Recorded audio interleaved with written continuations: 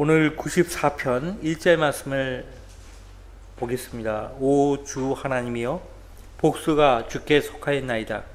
오 하나님이여 복수가 주께 속하였으니 자신을 나타내소서. 신명기 32장 35절 말씀에 복수와 보응이 내게 속해 있다라고 말씀하십니다.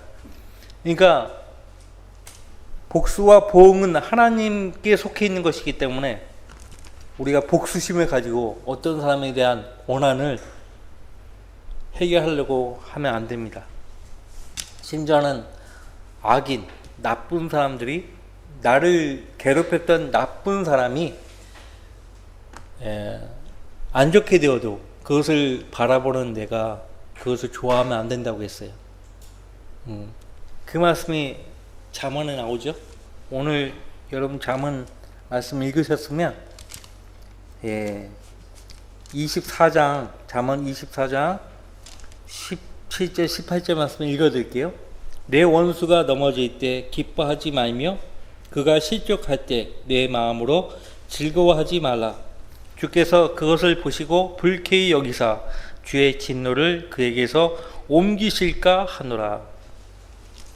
내 원수가 넘어질 때 기뻐하지 말라고 했어요. 또 일관되게 성경은요, 구약 성경이든 신약 성경이든 원수를 축복하고 저주하지 말라고 했습니다. 원수를 축복하고 저주하지 말라, 그렇게 말씀하세요. 일관되게 하나님은 우리에게 그렇게 가르치십니다. 속 시원하죠. 나를 괴롭혔던 사람이 모든 것을 잃어버리고 넘어지면 속 시원하죠. 근데 하나님은 그것을 기뻐하지 않으십니다. 오히려 불쾌히 여기신다고 했어요. 그 진노를 나에게 옮기실 수 있다고 말씀하십니다. 진리의 말씀을 모르면 당하는 거예요. 자, 복수가 주께 속하였나이다. 오 하나님이여 복수가 주께 속하였으니 자신을 나타내소서.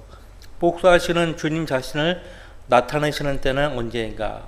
재림이에요. 세상을 심판하기 위해서 재림하신다고요. 주님이 육신을 입고 이 땅에 오셨을 때는 구원하기 위해서, 세상을 구원하기 위해서 오신 거예요. 다시 오실 때는 세상을 구원하러 오시는 거 아니에요. 심판하기 위해서 오신다고. 교회를 다니면 기본적으로 그 사실에 대해서 압니다.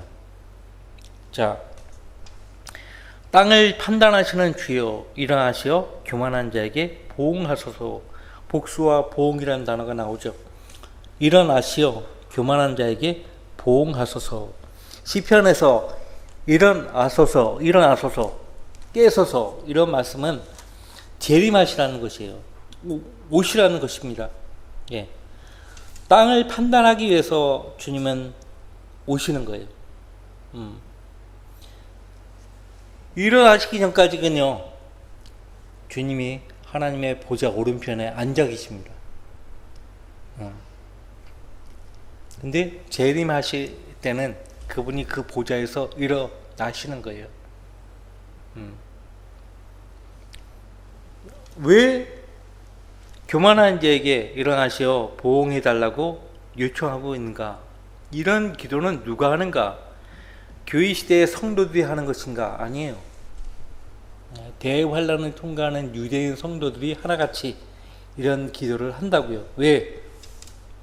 악인, 지금 3절에 나오는 악인이요, 적그리스도, 짐승이거든요. 이 악인, 이 짐승이 환란을 통과하는 유대인 성도들을 엄청나게 괴롭힌다고요.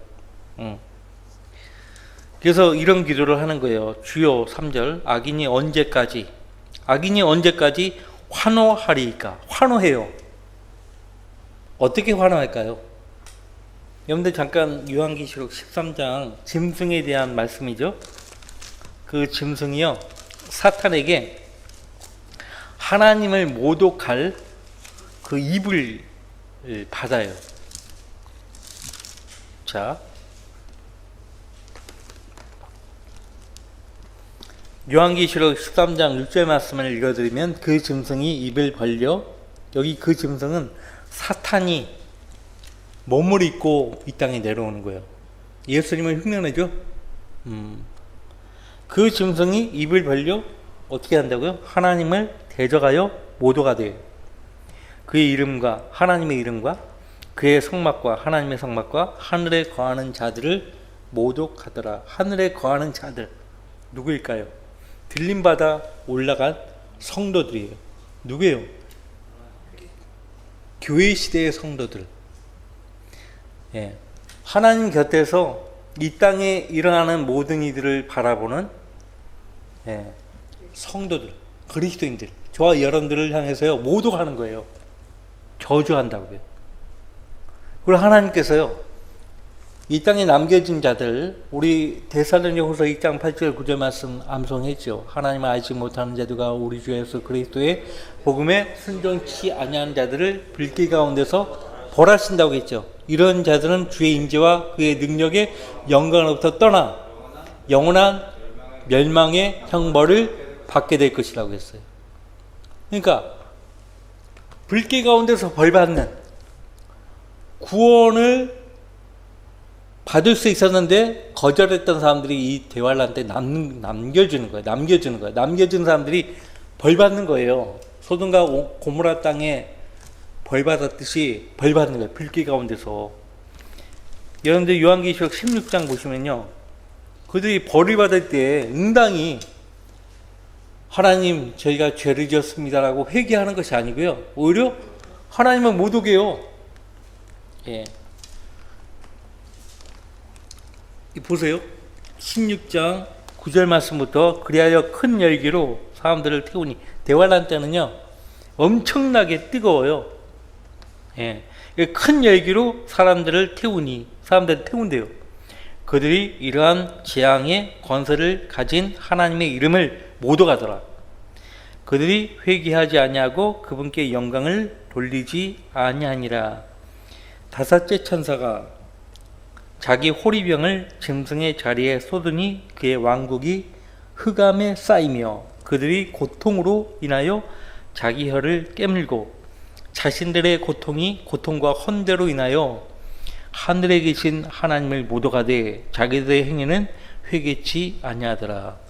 짐승이 거짓 선지자, 적그리스도가 회개하지 않으니까 하나님을 모독하니까요, 똑같이 세상 죄인들도 똑같이 하나님을 모독하는 거예요.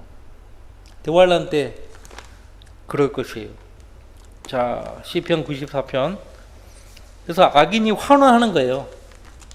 환호해요. 그 계시록 11장에 보면은 두 증인이 활동하죠. 모세와 엘리야. 누가 봐도 모세 엘리야예요.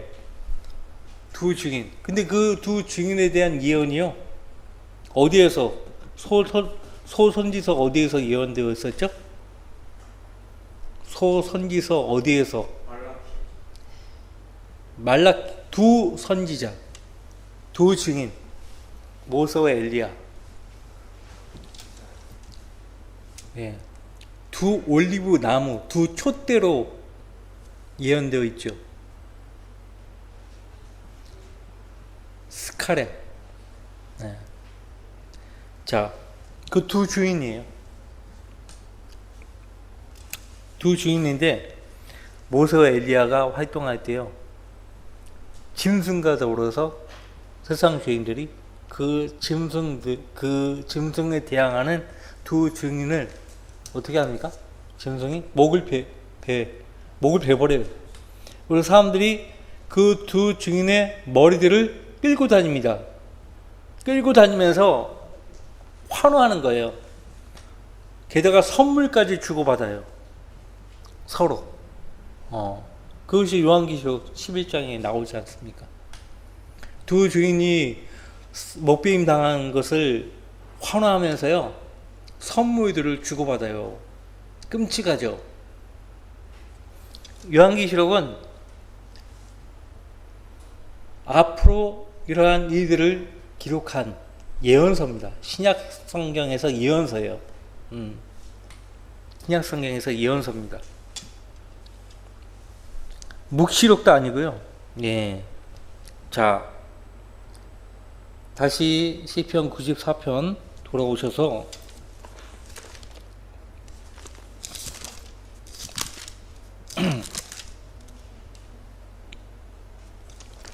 돌아오셔서요.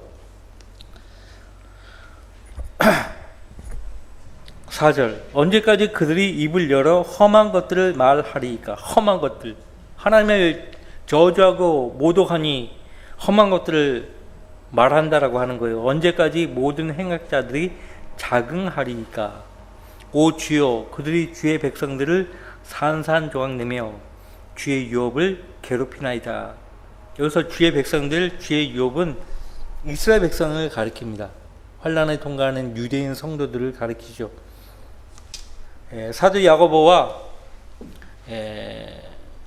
요한계시록에 보면은 마태복음 25장에 나오죠. 짐승의 표를 거절하고 그 형상에 경배하지 않으면요, 사거나 팔 수 없다고 했죠. 자연적으로 가난해질 수밖에 없고요. 모세의 율법에 의하면요, 가난한 사람들이 대체적으로 누굽니까?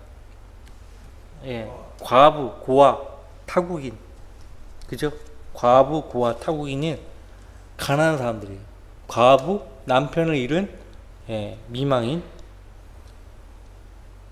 자기 나라를 잃어버린 타국인, 그 다음에 아비 없는 자들, 고아들. 그래서 이 세 부류, 이 가난한 사람들을 괴롭히면 하나님에 대적하는 거예요. 특히 대환란 때는 더 심각합니다. 과부, 타국인, 아비 없는 자들. 주의 백성들이 주의 유업이고 이들이 과부, 타국인, 아비 없는 자예요. 그들을 죽인다고 했어요. 살해하고. 그러니까 대환란 때 무참히 예수 그리스도를 따르는 유대인 성도들이 죽임당하는 거예요. 그러니까 역사를 공부하면 알겠지만 구약 시대도 마찬가지고 교회 시대 성도들도 마찬가지고요. 대환란 때도 마귀에 의해서, 마귀의 세력에 의해서 성도들은 박해를 받았습니다. 7절. 말하기를 주는 보지 못할 것이요 야곱의 하나님은 그것을 생각하지 못하리라 하나이다. 자, 이 주의 백성들, 주의 유업을 괴롭히는, 살해하는 이 행악자들, 적그리스도 편에 선 사람들이 어떤 생각을 가지면서 유대인 성도들을 괴롭힐 것인가? 주는 보지 못할 것이다. 자기들의 행실에 대해서 전혀 보지 못할 것이다. 야곱의 하나님은 그것을 생각하지 못하리라. 8절. 백성 중에 너희 우둔한 자들아 깨달으라. 너희 어리석은 자들아 너희가 언제 현명하게 되겠냐. 현명한 사람은 누구인가 하니까요, 하나님의 살아계심을 인정하고 하나님 앞에서 행동하는 사람들이, 하나님 두려워하는 사람들이죠. 하나님 두려워할 줄 모르면 그 사람들은 우둔하고 어리석은 사람이에요. 지혜가 없는 거예요. 그래서 지혜의 시작이 뭐라고 했어요? 주를 두려워하는 것이라고 했잖아요. 그죠? 지혜로운 사람은 1차적으로 하나님을 두려워하는 사람을 지혜로운 사람이라고 해요. 하나님 두려워할 줄 모르면 그 사람은 지혜가 없는 사람이에요. 하다못해요, 욥기 12장에서요 이렇게 도전을 하고 있어요. 짐승에게 물어보라고, 짐승에게 물어보라고, 공중의 새들에게 물어보라고 합니다. 그러나 이제 짐승들에게 물어보라. 그들이 너를 가르치리라. 공중의 새들에게 물어보라. 그들이 너에게 말해주리라. 아니면 땅에게 구하라. 그리하면 그것이 내게 가르쳐 주리라. 또 바다의 고기들도 내게 선포하리라. 하나님에 의해서 지음받은 이 짐승들 모두가 다 하나님을 두려워한다는 거죠. 근데 하나님의 형상으로 지음받은 인간들이 하나님을 두려워할 줄 모른다 이거예요.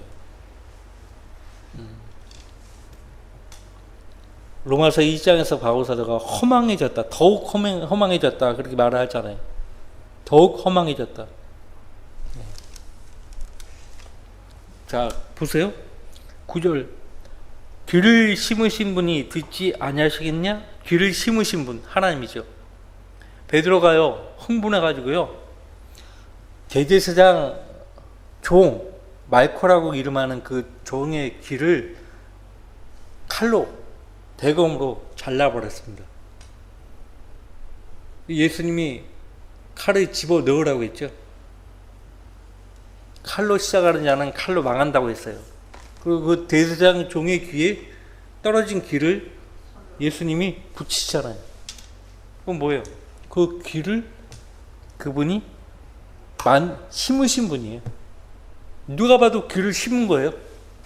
떨어진 귀를 심었어, 예수님이. 귀를 심으신 분이 듣지 아니하시겠냐? 내가 속으로 말하는 것도 다 듣고 계세요. 다. 이사야서 14장에 나오는 루시퍼도 하나님이 자기가 속으로 말을 하는 걸 못 듣는다라고 생각했던 거예요. 그게 어리석은 거예요. 그러니까 루시퍼도 어리석은 거예요. 하나님을 대적하고자 하는 마음을 품으면요, 그때부터는 지혜가 사라져요.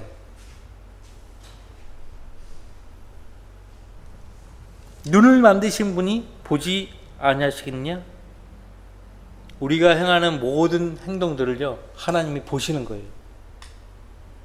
내가 하나님이라면 차마 못 볼 거예요. 사실 선지자 미카야도 악을 차마 보지 못하시는 분이라고 그렇게 말을 하지 않습니까? 그 말은 뭐냐면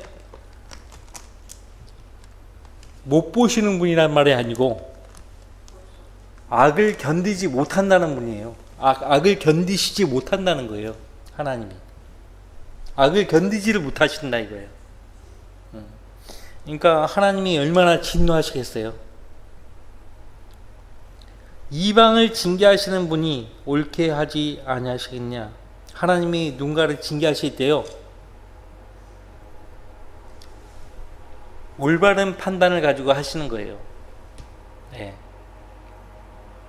일방적으로 자기 백성만을 위하시고 이방인이기 때문에 하나님이 위하시고 그런 거 없어요. 성경에 보면 자기 백성일수록 하나님이 더 어떻게 하죠? 혹독하게 다루시는 거예요. 팔은 안으로 굽는다고 하죠. 그거는 사람들 사이에서 일어나는 일이에요. 가족은 가족이기 때문에 안으로 품는다 하지만 하나님은 절대 그런 분은 아니에요. 자녀이기 때문에 더 혹독하게 다루시는 거예요. 유대인들이 보세요. 아주 혹독해요. 대환란이 심각하죠. 사람에게 지식을 가르치시는 분이 모르시겠냐?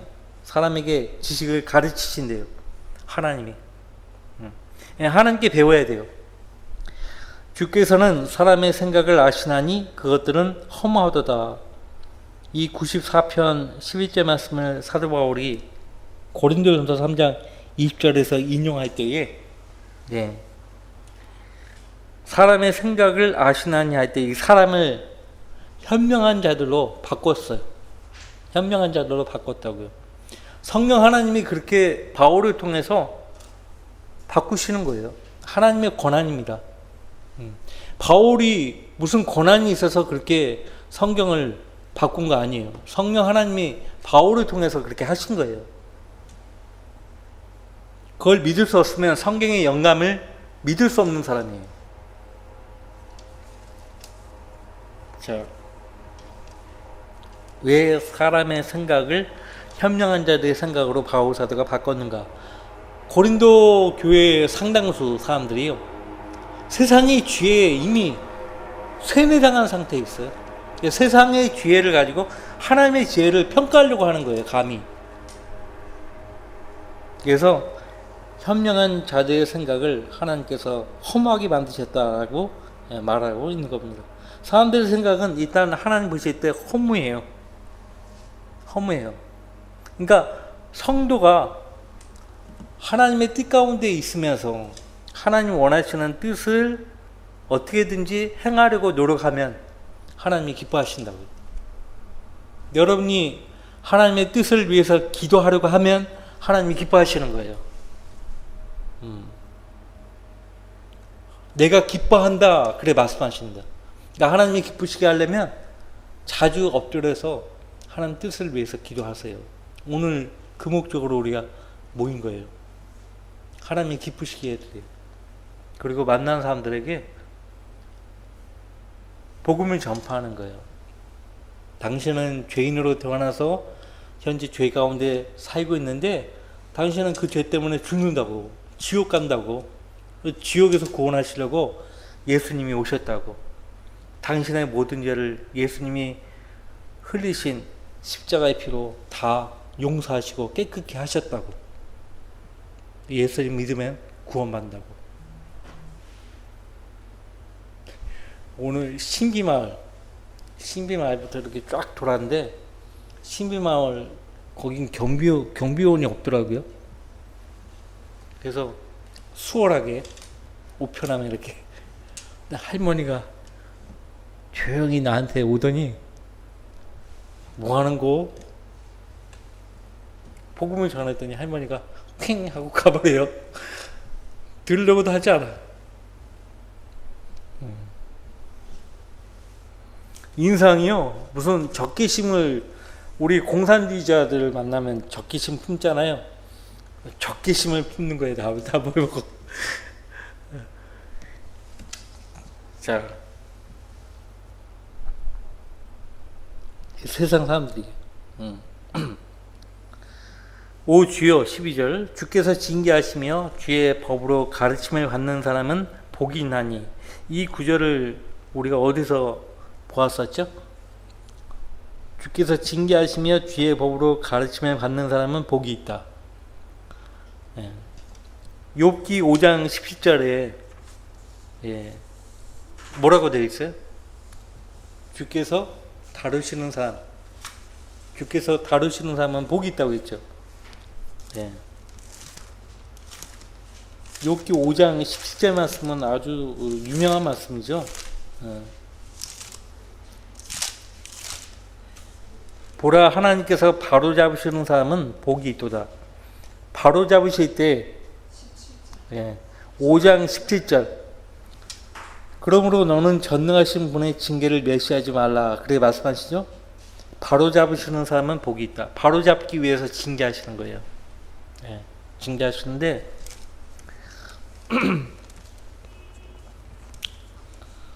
그래서 하나님의 다루심을 받는 사람, 바로 잡혀진 사람, 그 징계를 통해서요 주의 법으로 가르침을 받는 거예요. 그래서 징계받은 사람 당사자가요 자신을 깊게 돌이키고, 그러니까 살피는 거예요. 성찰을 하는 거예요. 나의 이런 것들이 주님을 슬프게 하고 진노케 하고 다른 성도들에게 내가 피해를 줬구나. 그거를 강하게 인지하고요. 주님만이 나를 고칠 수 있습니다. 그래서 주님께 가까이 다가서서 나 자신을 주님께 드리고 주님 다루심을 받으면 고쳐져요. 그러니까 자기 심각성을 몰라. 가볍게 여기는 거예요. 그러면 그 사람은 안 고쳐져요. 죽었다 깨어나도. 그러니까 징계 기간을 통해서 하나님이 나를 지금 징계하신다. 자, 하나님이 성도들을 징계하실 때 보면 대체적으로 이러한 일이 일어나요. 이러한 일을 통해서 하나님이 나를 징계하시는구나 알 수 있거든요. 사업을 하는 경우 사업이 자꾸 안 돼. 실패. 그리고 몸이 자꾸 아파요. 그리고 아이를 낳았는데 장애를 가진 아이가 태어났어. 자동차 사고가 나. 아프니까 병원에 가면 뭘 검사받아라, 뭘 검사받아라, 병원비 청구서만 쌓이는 거예요. 학교 학생인데 공부가 집중이 안 되는 거예요. 그러니까 당연히 성적도 안 좋죠. 이혼하고 파혼하고 소송당하고 질병이 생기고 뼈가 부러지고 열병이 생기고 두통이 떠나지 않고 이러한 경우도 다 징계거든요. 다른 사람들은 그걸 보는데 왜 본인은 몰라요? 하나님 나를 다루시려고 이러한 이들을 허락하셨는데 왜 본인은 모르냐고요. 안타까워요. 근데 그거를 항상 여태껏 살아오면서 그냥 임시방편으로 살아온 거예요. 예. 그냥 무사히 넘기려고 하는 거예요. 이제 그런 사람들은요, 이제 큰 일을 닥쳐요. 큰 일. 재앙이 임하면 피할 수가 없어요. 인생에 큰 재앙이 온다고요. 하나님은 자기 자녀라면요, 반드시 징계를 통해서 바로 잡으신다고. 내버려 두시지 않아요. 반드시 고치시는 거예요. 근데 하나님께 고침받기를 싫어하잖아요. 별 수 없어요. 하나님이 그냥 데려가시는 거예요. 그러니까 하나님이 나를 데려가시면 하나님 섬길 기회를 잃어버리는 거예요. 그리스도의 심판석에 서서 받을 상도 유업도 없어요. 무섭잖아요. 그러니까 하나님 징계를 내리실 때 감사히 여기고, 감사히, 일단 감사하는 마음이 일단 생긴다 그러면 그 사람은 그 징계를 견뎌낼 수 있어요. 갑자기 이 감사하는 마음이 또 잠깐 사라지는 경우도 있지만 다시 주님과 관계가 회복되어서 감사하는 마음을 갖게 되면 징계를 통해서요 바로 잡히시는 거예요. 자, 하나님은 반드시 자기 자녀들을 징계를 통해서요 바로 잡으신다고요. 이스라엘 민족을 보세요. 대환란을 통해서요 바로 잡으시잖아요. 그냥 천년왕국으로 데리고 갈 수 있는 거예요. 근데 하나님은 결국 그렇게 하지 않아요. 약속의 땅으로 그냥 데리고 가실 수 있는데 하나님은 그런 분 아니에요. 40년 동안 광야에서 훈련을 시키잖아요. 하나님을 두려워해야 돼요. 자, 13절. 악인을 위한 구덩이가 파질 때까지. 누가 악인을 위한 구덩이를 파실까요? 하나님이 파신다고요. 이들은 사실상 자기들이 구덩이를 파는 거예요. 하만이 유대인들을 죽이려고 교쇄를 자기 앞마당에 세웠죠. 모르드케 그리고 그 백성들. 근데 결국 그 자신이 교수대에 참상했죠. 주께서는 불행의 날들로부터 그에게 안식을 주시리이다. 여기서 그는 누구인가? 환난 유대인 성도들을 가리킵니다. 주님께 징계를 받고 주의 법으로 가르침 받은 그 사람을 가리켜요. 14절. 주께서는 그의 백성을 던져버리지 아니하실 것이며 그의 유업을 단념하지도 아니하시리로다. 오직 심판은 우로 돌아가리니 마음이 정직한 자들이 다 그것을 따르리라. 누가 나를 위하여 행악자들을 대적하여 일어나며 누가 나를 위하여 죄악을 행하는 자들을 대적하여 일어날까?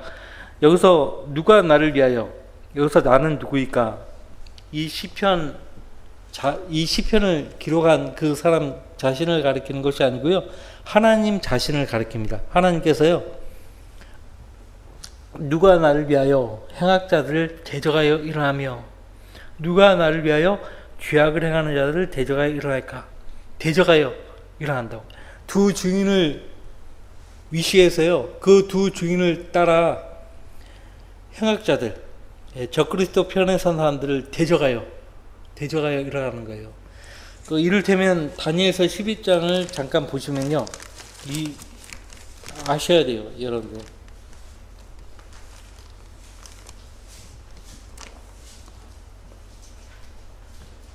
여기 11장 32절 말씀 보시면 또 그가 여기서 그는 적그리스도 짐승을 가리킵니다.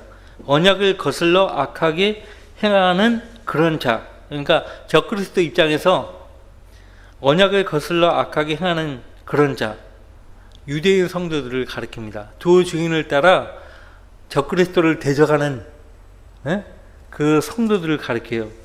그런 자를 실적으로 파멸시킬 것이나 속여가지고 파멸을 시키려고 하는 거예요. 자기들의 하나님을 아는 백성은 강해져서 임의로 행동하리라. 자기들의 하나님을 아는 백성, 유대 백성을 가리킵니다.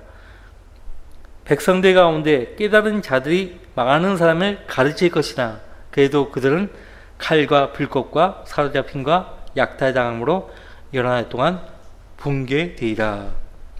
35절 분별 있는 사람들 중 몇 사람이 넘어져 그들을 연단시키고 정화시키고 희게 만들어서 마지막 때까지 이르게 하리니 이는 아직도 정해진 때가 있습니다.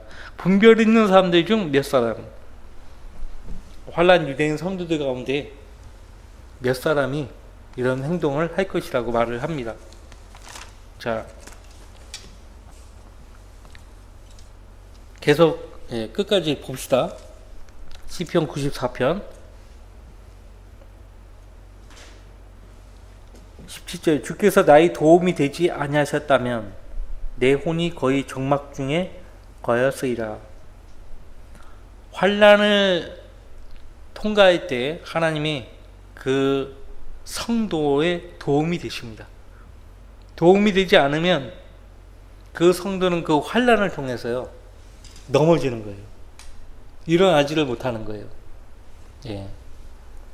하지만 의인은 7번 넘어져도 다시 일어난다라고 했죠. 잠언에서 의인은 7번 넘어져도 다시 일어난다. 그래서 오뚜기 인생이라고 한다고요. 오뚜기, 어릴 때 갖고 놀았던 그 오뚜기는 사방에서 쳐도 다시 그 자리로 꼿꼿이 서죠. 오뚜기 인생이에요. 왜? 우리의 믿음이 주님께 견고히 서 있기 때문에 그래요. 주님께 믿음이 견고히 서 있는 성도는 아무리 사방에서 시련을 맞이해야 돼요.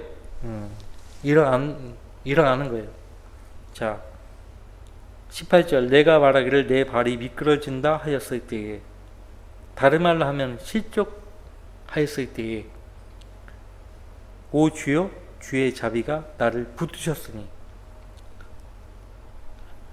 그러니까 내 스스로가 실족할 만한 아무 구실이 없다 해도 외부의 요인 때문에 내 발이 미끄러지는 경우가 있죠. 근데 그 찰나에도 주님이 그분의 자비로 나를 붙드시는 거예요.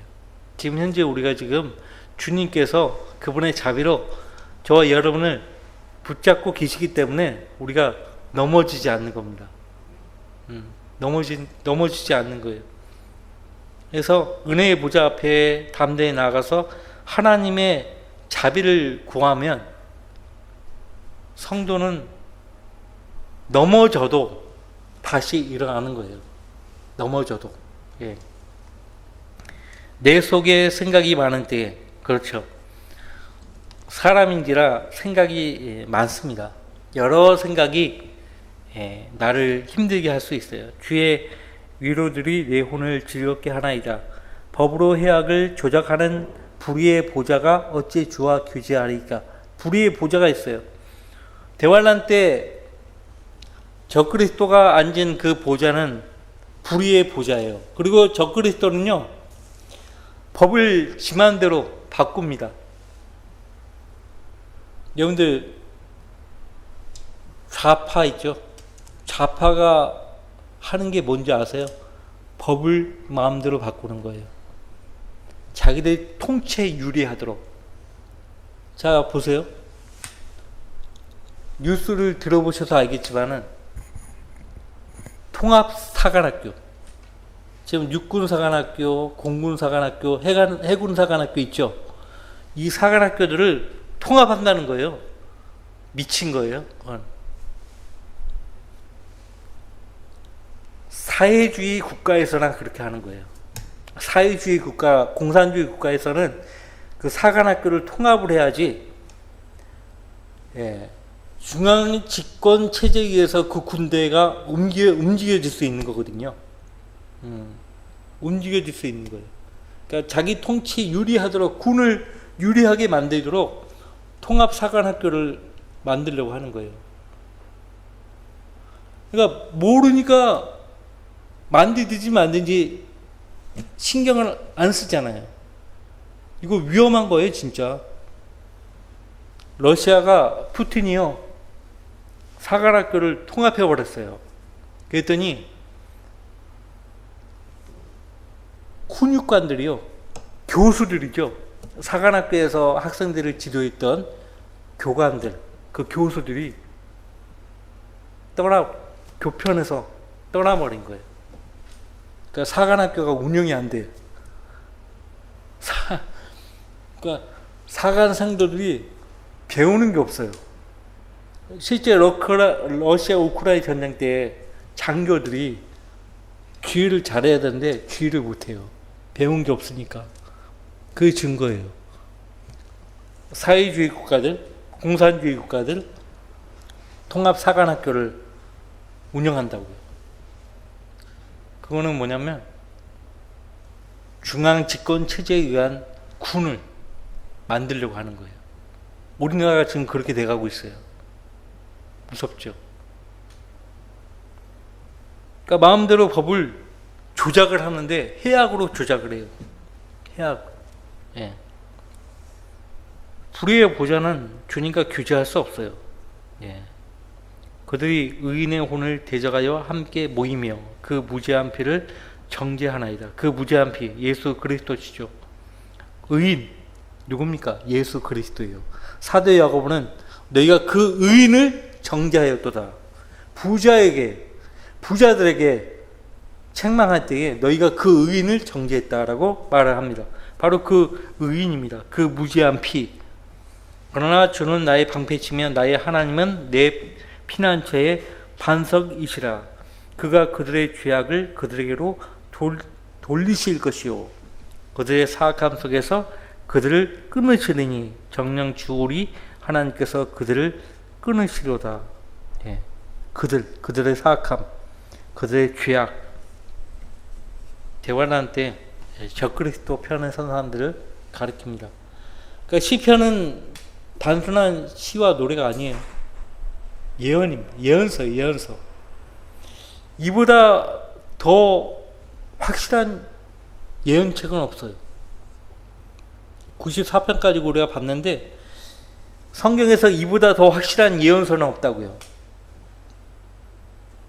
대환란, 예수 그리스도의 지상재림, 천년왕국, 이 세 시대에 대한 집중 포격을 가하는 곳이 시편입니다.